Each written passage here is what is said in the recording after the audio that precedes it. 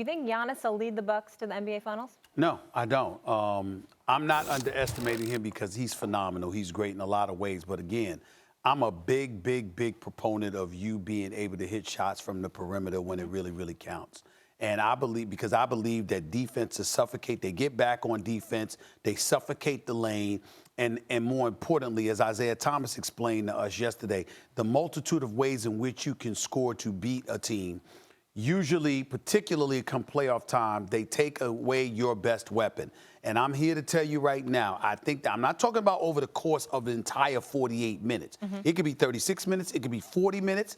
But in the end, when it comes down to those last 5 minutes of a game, crunch time, you're going to have to be able to hit perimeter shots in order to close the deal. And I just believe that when I think about Boston and when I think about Toronto, I just look at those teams as being more formidable in that regard, Max. I'm not trying to take away anything from the Milwaukee Bucks. I think they're exceptionally coached. I think their team is incredibly impressive. I think the Greek Freak is a superstar, but he ain't a superstar jump shooter. He's not a superstar perimeter player. And I think they're going to force him to beat them that way, and he won't be able to close. And that's why I'm not sold on Milwaukee. If the Greek Freak gets Brogdon back as is expected, and not to mention Mirotic, I'm here to tell you they will play in the finals, and if they are healthy, they have a chance to go all the way. Stephen A., I told you last week, after Harden went bananas and continued to go crazy, that he had taken a slight lead in the MVP race, but that this thing wasn't over. And I'm here to tell you right now, today, Giannis is back in the lead by a little bit over Harden. 43, 13, 6, and 5. And by the way, who's he matched up with? Is it Ben Simmons, the point guard, or is it Embiid, the center? Because the answer is both. Talk about positionless basketball. It doesn't matter that he doesn't shoot it. Would he be even better if he could shoot the three? He hit a three last night, but I'm talking about really can the three? If he could, he would not just be the best player on earth today, which I believe he is. He would be the best player of all time if he could hit the three. Stephen A., he's 7 feet tall. He can not only switch on positions, on every position, he can legit guard 5 positions. He is a willing passer, and he will yam it on you if you don't double him every single time. And if you do, he will find the open man. And by the way, they've constructed a team where there will be an open man, and that guy can the three. Think about last night for a second. Bledsoe ejected early. No Brogdon because of the injury. He's out. Plantar fascia. No Mirotic. He's out. No Middleton. Or he got Middleton back, but he hasn't had Middleton for a couple games. He was limited with his minutes. So a lot of those shooters and kind of all his best players were either limited or not there. And he tells those guys, don't worry, I got this.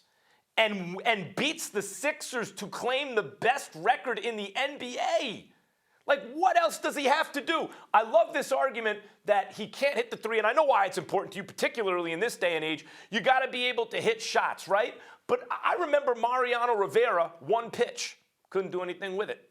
I remember Pernell Whitaker, the prize fighter, Stephen A., the great lightweight through welterweight champion. He didn't have a lot of punching power. There were more well-rounded fighters than him. But Mariano Rivera and Pernell Whitaker could do certain things so much better than anyone else that it didn't matter if they weren't the most well-rounded. And I'm here to tell you that Giannis, it doesn't matter that KD is more well-rounded or that this one has been there before, that one shoots better. It's not that it doesn't help those guys, it does, but the fact remains Giannis is better than them anyway. Anyway, look what he does. And on top of everything else, Stephen A., scores, defends, passes, everything. He leads. He's a leader. I make facial expressions because you irritate me. And the reason why you irritate me so early in the morning is that you act like you're the only person that knows the Greek Freak can play. He's a top 2 MVP candidate, and in a lot of people's eyes, one. I said in a lot of people's eyes, I just let you speak, let me finish. There's a lot of people's eyes, he's number 1. You're not the only one that knows he can play. You're not the only one that knows how bright his future is. You're not the only one that sees the greatness in the Greek Freak. We're talking about right now this year as it pertains to what these particular playoffs may manufacture into. We're looking at Middleton, Brogdon when he comes back, Mirotic and these guys. These are viable points, no question about it. Milwaukee legitimately right now should be the favorites. But when we watch playoff basketball and we usually see a team, or I shouldn't say a team, or a star that struggles from the perimeter, that usually is a problem. We brought up the comparisons to Shaq. Did Shaq win a championship when Penny Hardaway and Nick Anderson and those boys were in Atlanta? No. Did Shaq win a championship without Kobe? Okay, that he won 3 with Kobe. Yes, 1. And then after that, 1 with D-Wade. What I'm saying to you is that you kind of need that person. I don't see that on Milwaukee. Who did Dirk win a championship? Hold on, who did Dirk win a championship with? There was no other superstar on that team. No. You can win with one superstar. Wait. Let me answer your question.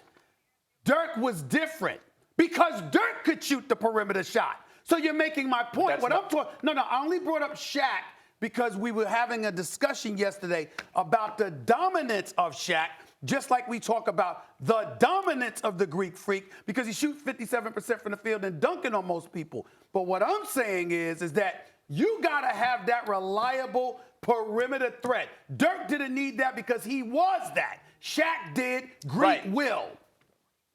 Right, and Greek has the entire team shoots the 3 except for him. And just parting thought, okay? If they were to match up with the Warriors in the finals, a team with KD and Steph, not only would the Greek Freak be the best player in the series, but he would be the alpha in the series. You said the same no one stuff wants last it with year him. about Toronto, and they got swept.